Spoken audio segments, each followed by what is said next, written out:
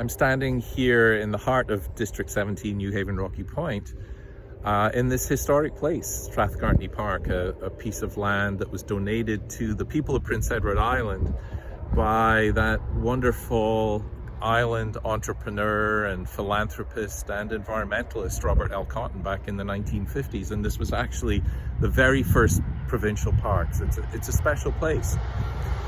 And at a time when tourism, a sector perhaps more impacted than any other by COVID, is really struggling, I think there's an opportunity here for the province to provide partnerships with local entrepreneurs and local communities with these incredible assets that we have all across the island that are our provincial parks. So when I look behind me at this view, where we're standing at one of the highest places on Prince Edward Island, and it goes right down to sea level there at Elliott River and West River, I'm struck by what a wonderful opportunity this presents, but that has to be done right.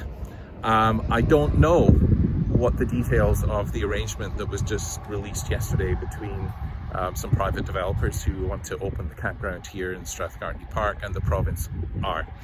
I represent this area. I've spoken to many people who live here who many of them say, well, this might be a wonderful development, and indeed it might, in keeping with the assets that we already have here in terms of hiking and biking and the natural beauty that is present in the Strathgartney area.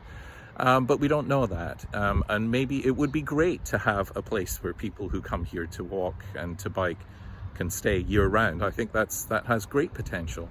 But unless the government shows us what the details of this arrangement are, of the agreement that they have with these developers, and ensures people that this is indeed the best use for this very special place, then people will continue to have questions.